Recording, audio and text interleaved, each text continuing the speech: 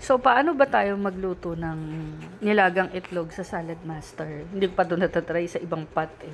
Pero dito, ang ginagawa ko lang, babasain ko lang ang paper towel at ilalagay ko ang itlog.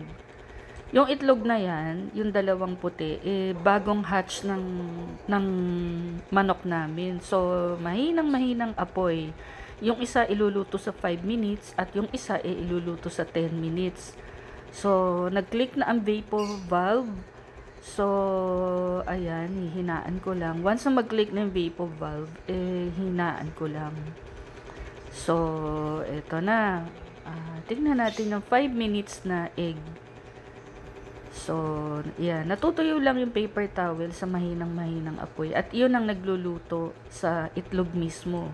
So, 5 minutes lang. So, ayan. Tingnan na, pinatay ko muna.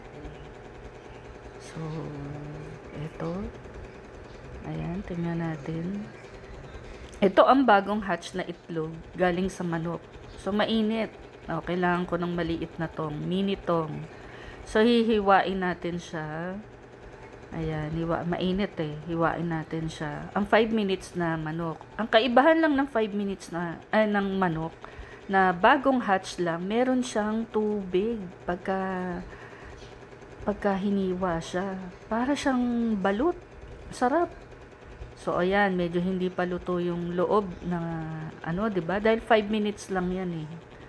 So, ayan. Pero halos luto na siya. So, ayan. Medyo meron siyang sabaw pagka galing sa bagong hatch na egg. So, ito. Yung isang manok naman, isang itlog naman is 10 minutes. So, natutuyo na yung paper towel pagka ganito ang ginawang pagluto sa Salad Master. So, etong itlog na to, iyan, iiwan ko lang dyan yung isa. So, ito galing din to sa manok. Bagong hatch lang yan. So, takpan natin. So, yung isa 5 minutes, ito is 10 minutes. 10 minutes na binoil yan.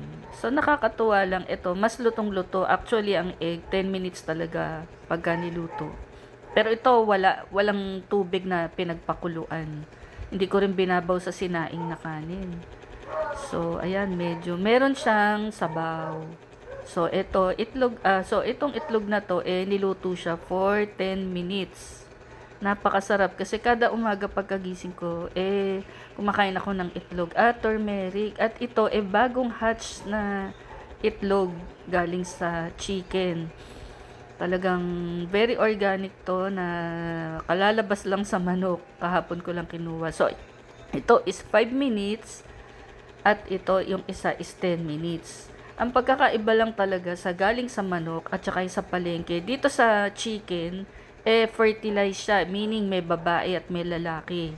So, ganyan kadilaw ang pagkapula ng itlog. Pero pagka sa palengke, usually mga feeds ang nagpaano nun, ang nagpaitlog, walang fertilization na process nangyari. So, eto, maiwan lang siya dyan.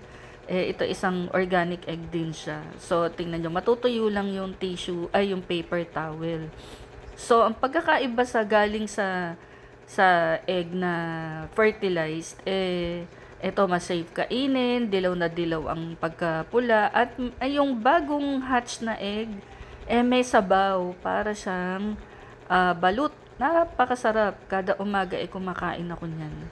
Kaya ito yung isa 5 minutes at itong pangalawa sa baba 10 minutes naman.